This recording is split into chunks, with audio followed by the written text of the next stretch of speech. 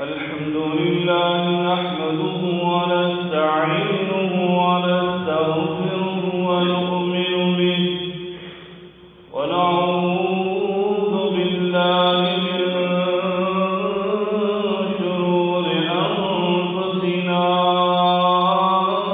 ومن سيئات أعمالنا من يهده الله فلا مضل له ومن يضلله فلا هادي له وأشهد أن لا إله إلا الله وحده لا شريك له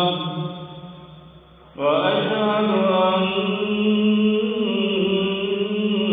محمدا عبده ورسوله إن الله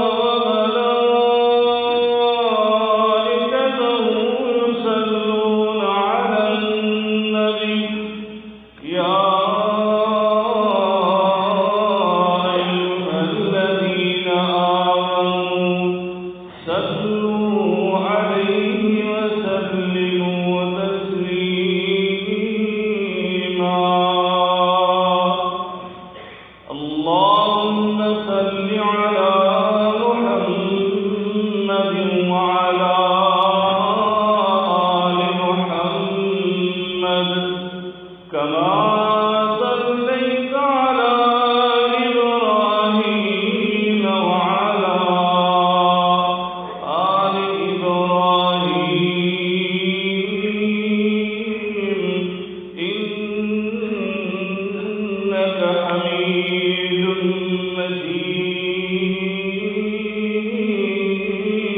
مجيد اللهم بارك على محمد وعلى آل محمد كما باركت على إبراهيم وعلى آل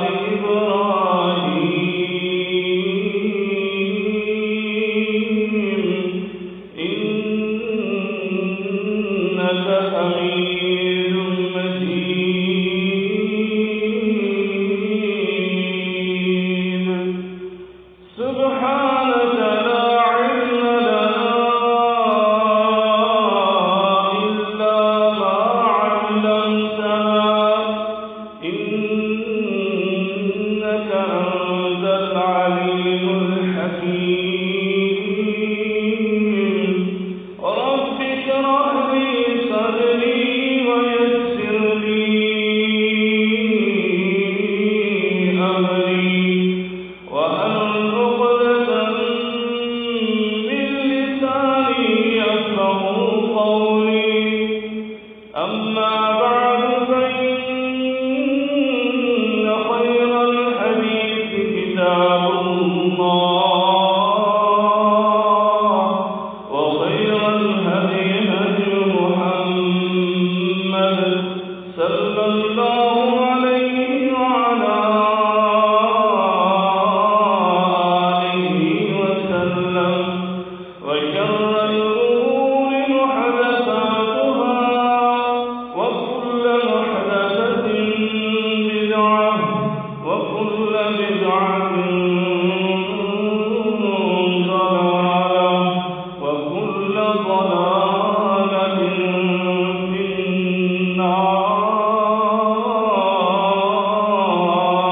النار أعوذ بالله السميع العليم من الشيطان الرجيم بسم الله الرحمن الرحيم ومن أظلم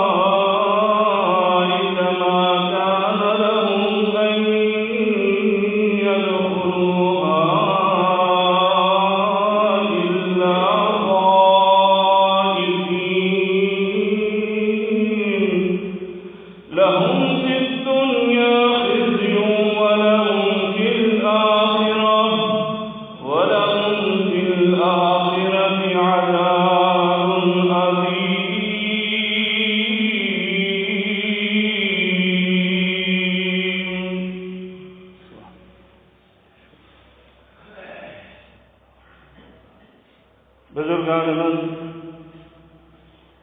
برادران ملت، قابل صدر احترام میری ماؤں اور بہنوں، ہر قسم کی حمد و ثنا، بزرگی، برتری، بڑائی، کبریائی اللہ رب العالمین کی ذات بابرکات کے لیے ان گنت لا تعداد بے شمار درود و سلام سید الاولین والآخرین، امام المتقین، شفیع المذنبین، میرے اور آپ کے ہادی و رہنما جناب محمد الرسول اللہ صلی اللہ علیہ وآلہ آلہ وسلم کی ذات اقدس پر ہوں۔ دوستوں اور بھائیوں، آپ کو علم ہے کہ اس روئے زمین پر وہ کون سا ٹکڑا ہے کہ جو اللہ رب العالمین کو ساری روئے زمین سے زیادہ محبوب ہے؟ اگر علم ہے تو پھر تو ضروری بات ہے کہ آپ کو اس ٹکڑے سے بہت زیادہ محبت ہوگی کہ جس سے اللہ رب العالمین محبت کرتا ہے۔ اگر علم نہیں ہے تو آئیے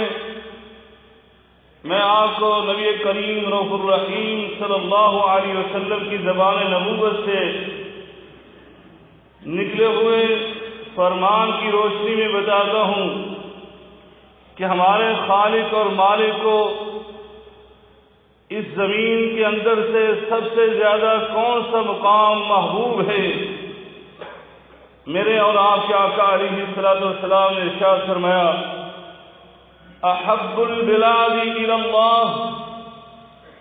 احب البلاد الی اللہ مساجدها وابغض البلاد الی اللہ اسواقها۔ اس زمین میں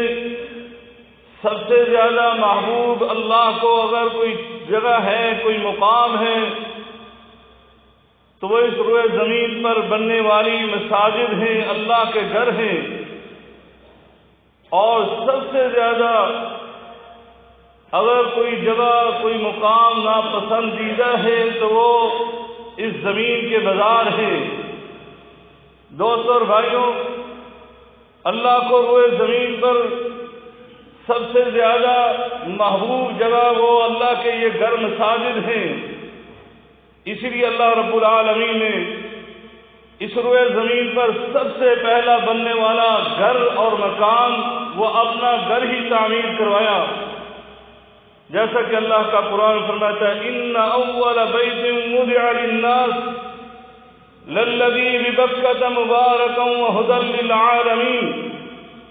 لوگوں کے لیے جو سب سے پہلا گھر تعمیر کیا گیا وہ اللہ کا گھر بیت اللہ تھا۔ اسی طرح اللہ نے اپنے انبیاء سے جو کام لیے،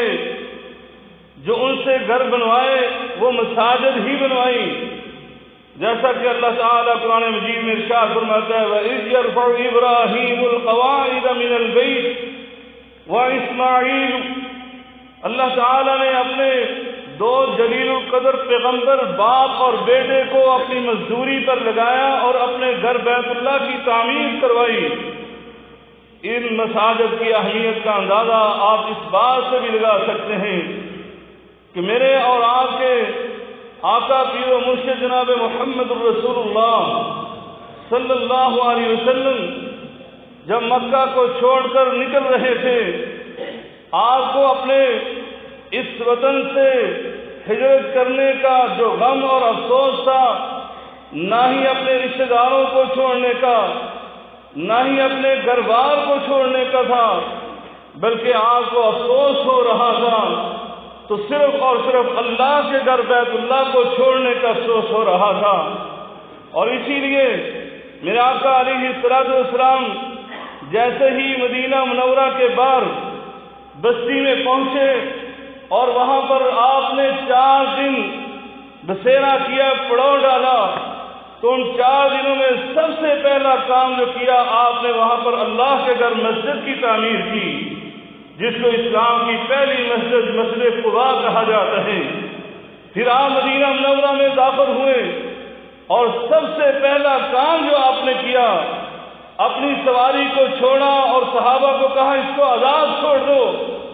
جہاں پر یہ جائے گی یہ اللہ کی معمورہ ہے، اللہ کے حکم سے جہاں پر جائے گی وہ اللہ کے حکم سے جائے گی۔ اور جہاں پر وہ سواری جا کر بیٹھی، میرے آقا علیہ الصلوۃ والسلام نے اس جگہ کو اللہ کے گھر کے لیے منتخب کیا اور سب سے پہلے اللہ کے گھر مسجد کو تعمیر کیا، جو آج ہمارے سامنے مسجد نبوی کی شکل میں موجود ہے۔ دوستوں اور بھائیوں، یہ مساجد کس لیے اس کو اتنی زیادہ اہمیت دی گئی؟ کیونکہ یہ اسلام کے اندر ایسا مرکز تھی کہ جو ایک مدرسہ کی حیثیت بھی رکھتی تھی اور ایک یونیورسٹی کی حیثیت بھی رکھتی تھی۔ یہ اسلام کے اندر ایسا مرکز تھی کہ جہاں پر عدالت بھی تھی اور انہی مساجد کے اندر دعوت و تبلیغ کی بات بھی ہوتی تھی۔ یہ اسلام کے اندر پارلیمنٹ کی حیثیت بھی رکھتی تھی اور اسی طرح معسکر کی حیثیت بھی، یعنی چھونے کی حیثیت بھی رکھتی تھی، یہ میدان کی حیثیت بھی رکھتی تھی اور بیت المال کی حیثیت بھی رکھتی تھی۔ یہ رفاعی ادارہ بھی تھا، یہ یونین کونسل بھی تھی، یعنی معاشرے کے اندر جتنے بھی مراکز خدمت خلق کے لیے ہیں وہ سارے کے سارے ان مساجد کے اندر موجود تھے، اسی مسجد کے اندر تھا۔ آج مسلمانوں کی بدقسمتی ہے کہ انہوں نے اس مرکز کو چھوڑا، اس مسجد سے دور ہوئے اور انہوں نے اپنے ادارے اور اپنے جتنے بھی چاہے وہ تربیتی ادارے تھے، تعلیمی ادارے تھے یا پھر حکومتی ادارے تھے، ان کو اس مساجد سے الگ کیا، جس کی وجہ سے آج ہم دنیا میں ذلیل و رسوا ہو رہے ہیں۔ دوستوں اور بھائیوں، یہ مساجد ان کا مقام کیا ہے کہ یہ وہ اللہ کے گھر ہیں، یہ وہ مقام ہے کہ جن کی طرف انسان اگر قدم اٹھاتا بھی ہے تو وہ بھی اللہ کے ہاں بڑا ہی بابرکت ہو جاتا ہے۔ اگر یہاں پر آ کر وہ عبادت کر کے واپس اپنے گھر کی طرف بھی اپنے قدم اٹھاتا ہے تو وہ بھی بڑے بابرکت ہو جاتے ہیں۔ اس لیے میرے آقا علیہ الصلوۃ والسلام نے ارشاد فرمایا تھا، من راح الى مسجد جماعت، جو بندہ مسجد کی طرف جاتا ہے، نماز پڑھنے کے لیے جاتا ہے، فرمایا فخطوتاه خطوة تمحو سیئات، فرمایا وہ دو قدم جو اٹھاتا ہے، ایک قدم اس نے اٹھایا جانے کے لیے، دوسرا قدم اس کا اٹھتا ہے واپس آنے کے لیے، فرمایا ایک ایک قدم اس کی برائیوں کو ختم کر رہا ہے۔ فرمایا وہ خطوۃ تکتب حسنہ، فرمایا اور دوسرا قدم جو اٹھاتا ہے اللہ تعالیٰ اس قدم کے بدلے میں اس کی نیکی کو بڑھا دیتا ہے۔ اللہ اکبر۔ پھر فرمایا ذاہبا وراجعا، جاتے ہوئے بھی یہی معاملہ ہے کہ یہ قدم اٹھاتا ہے اس کی نیکی بڑھ جاتی ہے، قدم اٹھاتا ہے اس کا گناہ معاف ہو جاتا ہے۔ بعینہ ہی جب یہ مسجد سے نکلتا ہے اپنے کاروبار کی طرف جاتا ہے، اپنے گھر کی طرف جاتا ہے، اپنی دکان کی طرف جاتا ہے، اپنی ضروریات کی طرف جاتا ہے، فرمایا جہاں تک یہ پہنچتا ہے جتنے قدم اٹھاتا ہے ایک ایک قدم پر اللہ تعالیٰ اس کو نیکیاں عطا کرتا ہے اور اس کے گناہوں کو معاف کرتا ہے۔ دوستو اور بھائیوں، یہ مساجد کون سی مساجد ہیں، یہ کون سے مقام ہیں کہ جہاں پر بیٹھنا بھی عبادت ہے، جہاں پر ذکر و اذکار کرنا، تلاوت قرآن کرنا، اللہ کے سامنے قیام رکوع سجود کرنا، یہ تو عبادت ہے ہی، لیکن اگر انسان اپنا فارغ وقت بھی ان مساجد میں اللہ کے گھروں میں بیٹھ کر بھی گزارتا ہے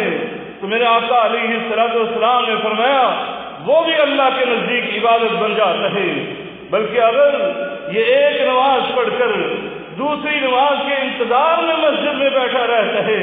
تو میرے آقا علیہ الصلوۃ والسلام نے تو اس کو یہ کہہ دیا کہ یہ وہ مجاہد ہے جو اسلامی ملک کی سرحدوں کی حفاظت رات کو اٹھ کر کیا کرتا ہے۔ میرے آقا علیہ الصلوۃ والسلام نے ارشاد فرمایا تھا، الا ادلکم علی ما یمحو اللہ فرمایا میں تمہیں ایسی چیز میں بتاؤں کہ اللہ رب العالمین جس کے ساتھ تمہارے گناہوں کو معاف فرماتا ہے، ما یمحو اللہ بہ الخطایا ویرفع بہ درجات، فرمایا تمہارے گناہوں کو مٹانے کے ساتھ ساتھ اللہ تمہارے درجات کو بھی بلند کرتا ہے۔ اور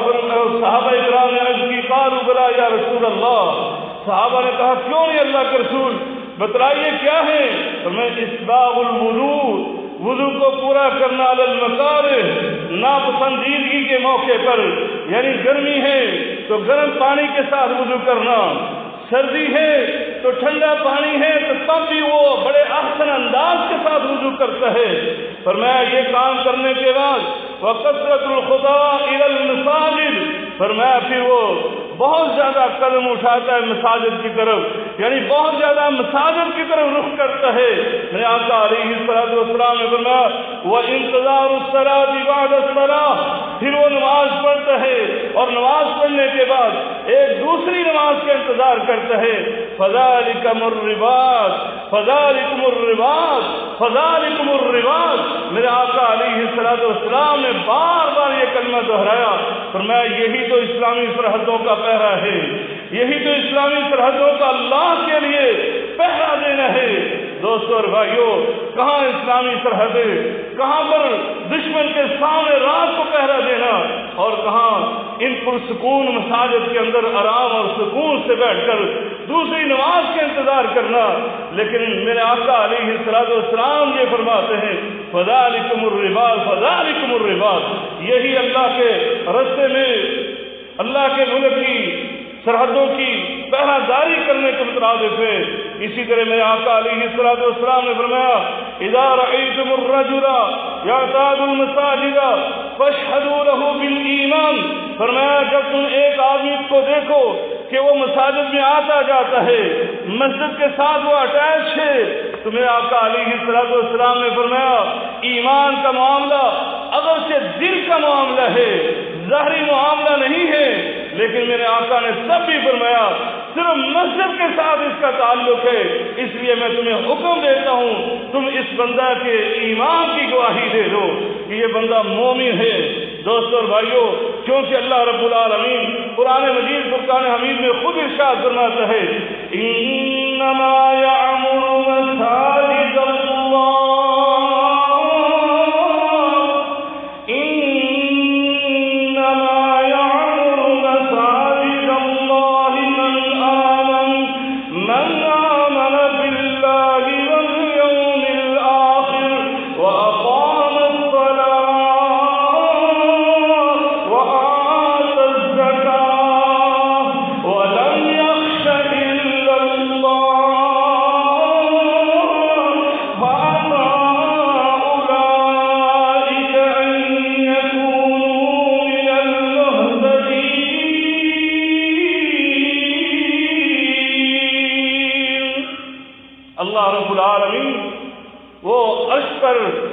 وہ میرا مولا کریم عرش سے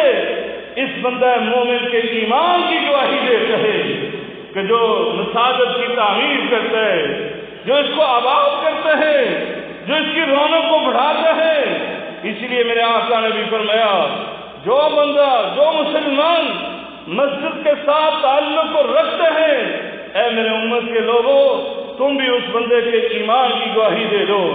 دوستو اور بھائیو، یہ مساجد تو ایسے مقام ہیں کہ انسان اگر اس کے ساتھ دل لگاتا ہے، ان مساجد میں آتا جاتا ہے، تو میرے آقا علیہ الصلوۃ والسلام نے فرمایا صرف ایمان کی گواہی نہیں ہے، بلکہ میرے آقا فرماتے ہیں اللہ رب العالمین اس بندہ مومن کی جنت میں میزبانی کرے گا۔ کیا فرمایا من غدا الی المسجد او راح عد اللہ له فی الجنت نزلا کلما غدا او راح، فرمایا جب یہ بندہ اللہ کے گھر بیت مسجد کو آتا ہے، اللہ رب العالمین اسی وقت اس کے لیے جنت کے اندر دسترخوان بچھاتا ہے۔ فرمایا اللہ تعالیٰ اس کی جنت میں میزبانی کریں گے۔ دوستو اور بھائیو، اسی طرح میرے آقا علیہ الصلوۃ والسلام نے فرمایا ان اللہ لینادی یوم القیامہ، میرا اللہ رب العالمین کل قیامت کے دن خود ندا دے گا، این جیرانی این جیرانی، کہاں میرے پڑوسی؟ اللہ رب العالمین، اللہ احکم الحاکمین وہ یہ اعلان کر رہا ہے اور وہ ندائیں دے رہا ہے، وَأَيْنَ جِيرَانِي وَأَيْنَ جِيرَانِي، میرے پڑوسی کہاں ہیں، میرے پڑوسی کہاں ہیں؟ فرشتے اللہ سے عرض کریں گے ربنا وَمَن يَنبَغِي أَن يُجَاوِرَكَ، اے اللہ کسی کے لائق نہیں ہے کہ وہ تیرا پڑوسی بن سکے۔ اللہ رب العالمین آگے سے کیا کہتے ہیں؟ اَيْنَ عُمَّارُ الْمَسَاجِدِ اَيْنَ عُمَّارُ الْمَسَاجِدِ، کہاں ہیں مسجدوں کو آباد کرنے والے؟ کہاں ہیں وہ لوگ جو مسجدوں کو تعمیر کرنے والے، مسجدوں کو بنانے والے؟ دوستو اور بھائیو، مسجد کو بنانے والا، مسجد کو آباد کرنے والا اللہ رب العالمین اس کو اپنا پڑوسی کہہ رہے ہیں۔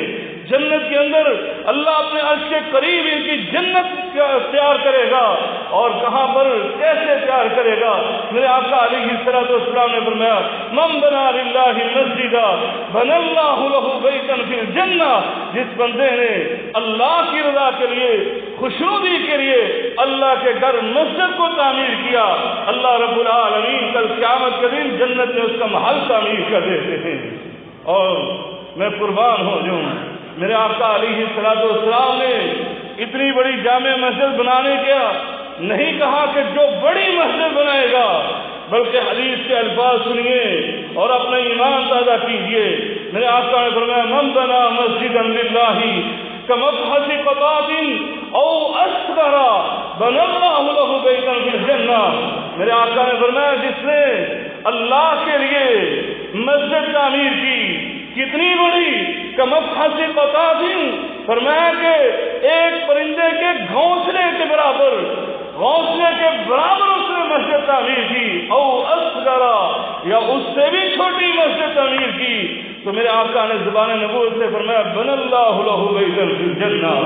اللہ اس کا گھر بھی جنت میں تعمیر کر دیتا ہے۔ دوستو اور بھائیو، علماء اس کی تفسیر اور اس کی شرح کرتے ہوئے کہتے ہیں کہ گھونسلے سے، پرندے کے گھونسلے سے چھوٹی مسجد کیا ہوگی؟ کہا کہ اگر ایک بندے کو مسجد بنانے کی توفیق نہیں تھی، مسجد بن رہی تھی، اس نے ایک چھوٹی سی چیز، چاہے ایک خشت، ایک اینٹ ہی لے کر خرید کر اس مسجد کے اندر حصہ ڈال دیا، تو فرمایا یہ اس کے لیے میرے آقا نے بشارت دی ہے کہ ایک گھونسلے کے برابر اس نے مسجد میں حصہ ڈال دیا ہے۔ دوستو اور بھائیو، اگر فضائل بیان کرنے لگے تو بہت وقت درکار ہے۔ یہ مساجد ایسی مسجدیں ہیں کہ جو بندہ اس کے ساتھ دل لگا لیتا ہے تو میرا اللہ رب العالمین کل قیامت کے دن جب انسان نفسا نفسی کے عالم میں ہوں گے، جب اپنے پسینے میں شرابور ہوں گے، جب نفسی نفسی یہ لوگ پکار رہے ہوں گے، تو اللہ رب العالمین 7 خوش نصیبوں کو اپنے عرش عظیم کا سایہ نصیب فرمائیں گے، اور ان 7 خوش نصیبوں میں سے وہ بندہ بھی ہوگا جس کا دل ان مساجد کے ساتھ لگتا ہے، جو مسجد میں آتا ہے تو اس کو سکون ملتا ہے، مسجد سے باہر نکلتا ہے تو بے چین ہو جاتا ہے، بے سکون ہو جاتا ہے، مسجد میں آ کر وہ جلدی نہیں کرتا، وہ بھاگنے کی کوشش نہیں کرتا، بلکہ مسجد میں اطمینان کے ساتھ بیٹھ کر اللہ کو یاد کرتا ہے، اللہ کی عبادت کرتا ہے۔ دوستو اور بھائیو، ان مساجد کے جو فضائل ہیں ان کو حاصل کرنے کے لیے اس کے کچھ احکام بھی ہیں، کچھ آداب بھی ہیں، اختصار کے ساتھ سن لیجئے۔ میرے آقا علیہ الصلوۃ والسلام نے کیا احکام اور آداب بتلائے ہیں۔ سب سے پہلا آداب کہ انسان مسجد کو آئے تو اس کے دل میں اخلاص ہو، خالصتاً اللہ کی رضا کے لیے آئے، کیونکہ ہم نے جو بھی کام کرنا ہے وہ اللہ کے لیے کرنا ہے۔ اللہ نے ہمیں حکم یہ دیا ہے وَمَا أُمِرُوا إِلَّا لِيَعْبُدُوا اللَّهَ وَمَا أُمِرُوا إِلَّا لِيَعْبُدُوا اللَّهَ مُخْلِصِينَ لَهُ الدِّينَ،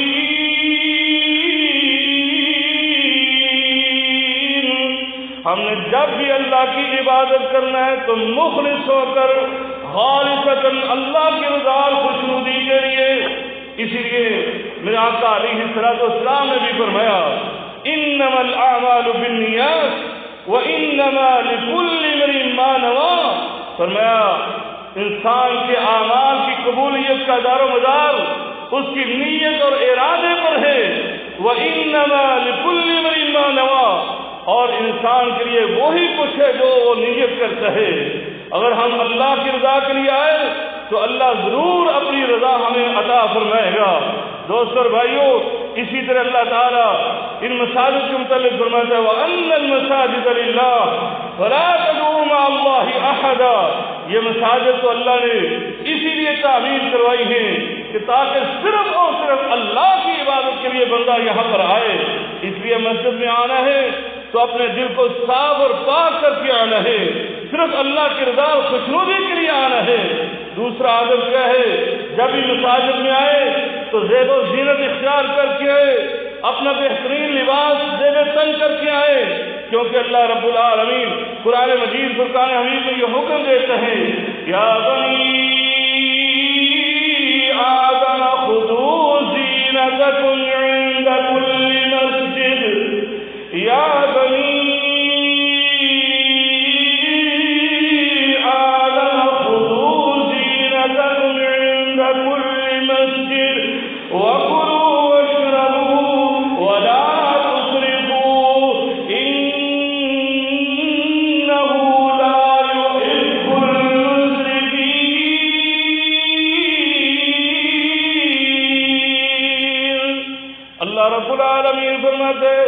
اے ابن آدم، اے انسان، جب بھی تم میرے گھر کی طرف آئے نا خذوا زینتکم، فرمایا تم نے زیب و زینت اختیار کر کے مسجد کی طرف آنا ہے اور اللہ کے دیے ہوئے رزق سے کھا کر آئے، لیکن فرمایا ولا تسرفوا، نہ ہی لباس میں اسراف کرے اور نہ کھانے پینے میں اسراف کرے، کیوں؟ فرمایا انہ لا يحب المسرفین،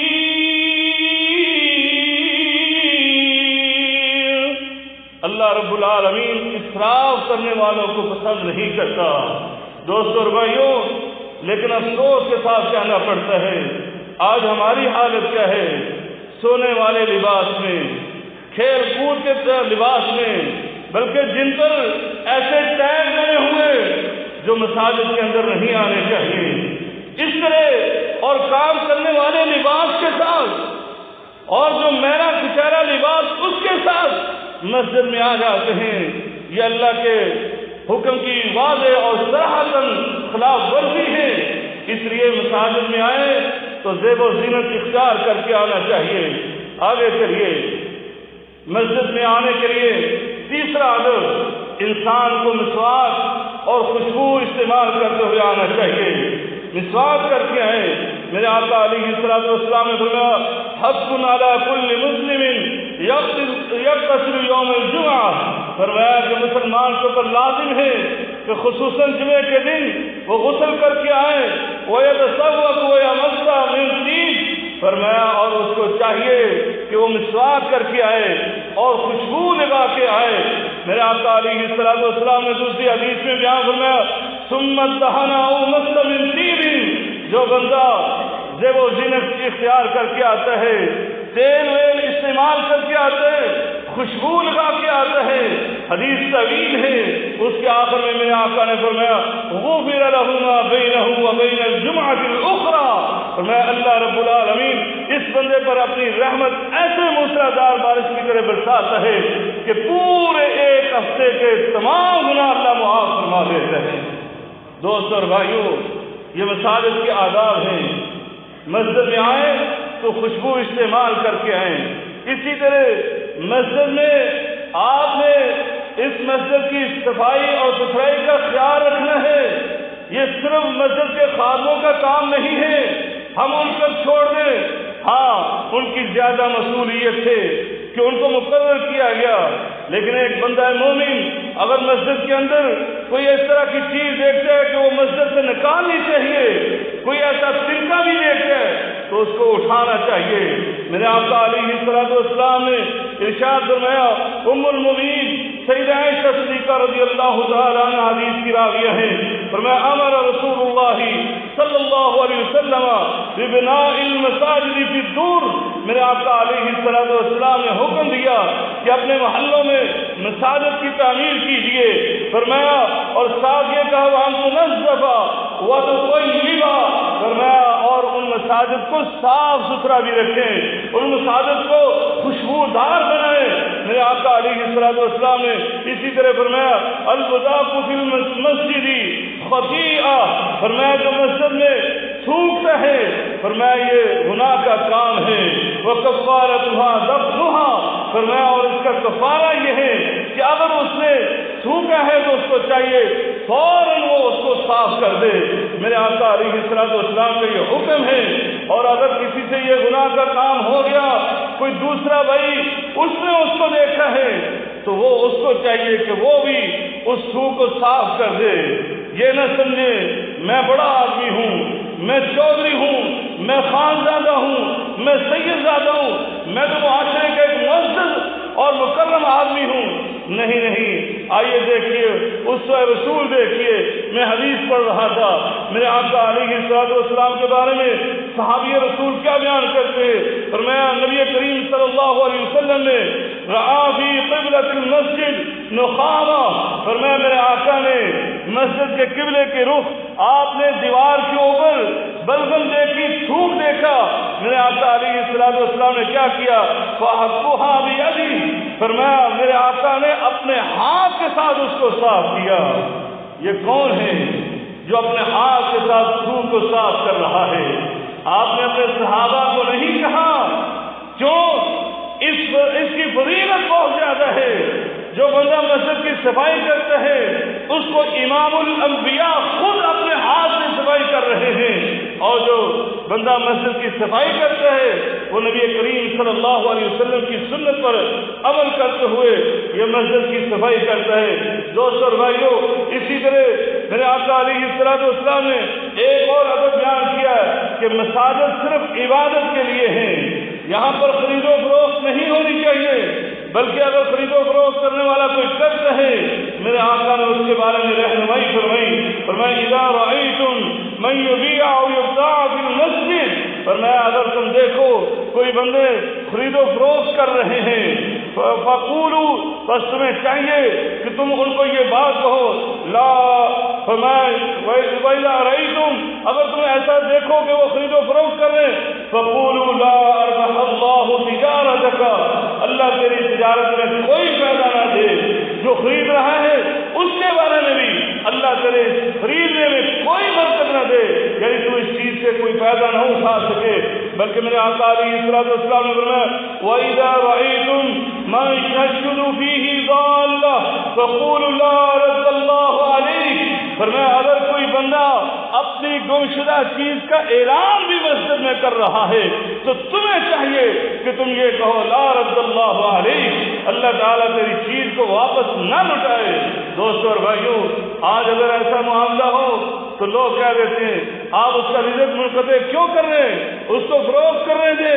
مسجد کے اندر یہ فروخت کر رہا ہے تو یہ کہتے ہیں اس کا رزق منقطع ہو رہا ہے۔ معلم انسانیت، محسن انسانیت ہمیں کیا کہتے ہیں، اگر تم یہ دیکھو تو تمہیں یہ کہنا چاہیے لا اربح اللہ تجارتک، اللہ تیری تجارت میں کوئی فائدہ نہ دے، اور یہ آدمی کہہ رہا ہے کہ یہ اس کے رزق کو منقطع کیا جا رہا ہے۔ دوستو اور بھائیو،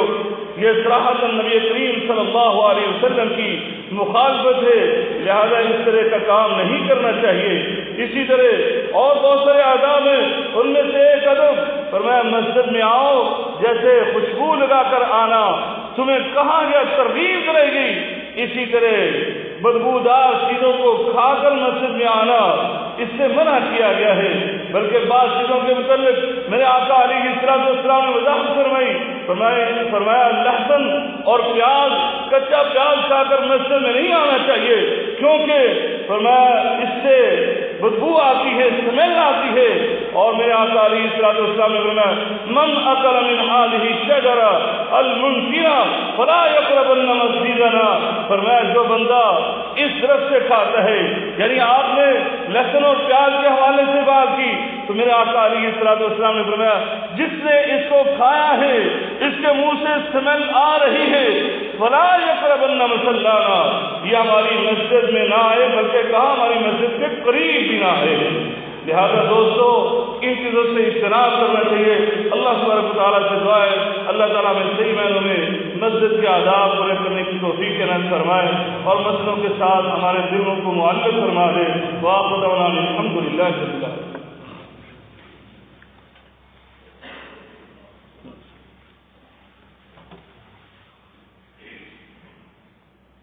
الحمد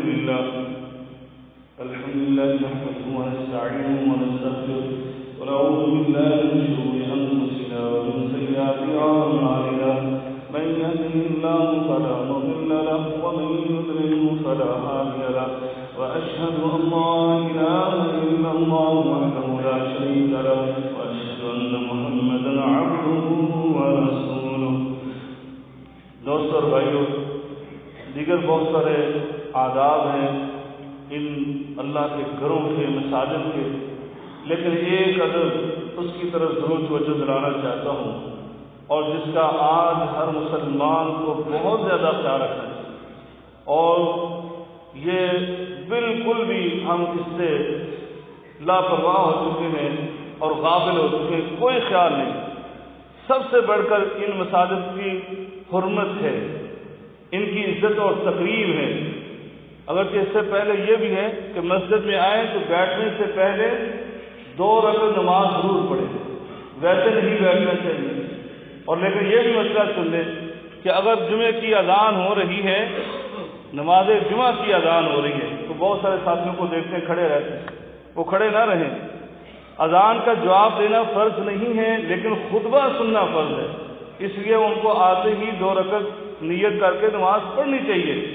ان کو 2 رکعت پڑھنے چاہیے، کیونکہ میرے آقا علیہ الصلوۃ والسلام نے فرمایا تھا اذا دخل احدکم فی المسجد فلا یجلس حتی یصلی رکعتین، جب بھی تم میں سے کوئی آدمی مسجد میں آئے وہ اتنی دیر تک نہ بیٹھے جب تک وہ 2 رکعت نماز ادا نہ کرے، اس لیے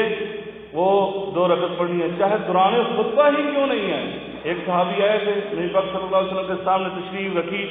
آپ نے فرمایا صلی رکعتین، کیا تم نے 2 رکعت پڑھنی ہے؟ انہوں نے کہا نہیں اللہ کا رسول، فرمایا قوم فصلی رکعتین، کھڑے ہو جاؤ اور 2 رکعت ادا کرو، یعنی 2 رکعت ادا کر کے ہی مسجد میں بیٹھنا چاہیے۔ اسی طرح جو میں بات کرنے لگا تھا، یہ ادب جس کی آج ہم بہت زیادہ مخالفت کر رہے ہیں اور بالکل پرواہ نہیں، وہ ہے مسجد کی حرمت، مسجد کی تکریم اور توقیر اور عزت اور اس کے تقدس کو کمال کیا جائے۔ وہ کیا ہے؟ یہ فون کے ذریعے آج مساجد کے اندر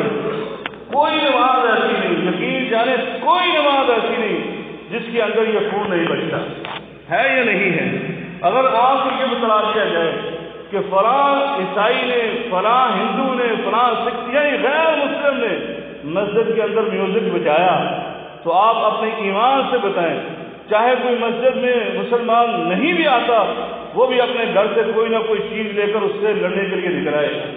کس نے ہماری مسجد کی توہین کر دی، اس نے بے حرمتی کر دی، اور یہ مسلمان ہیں۔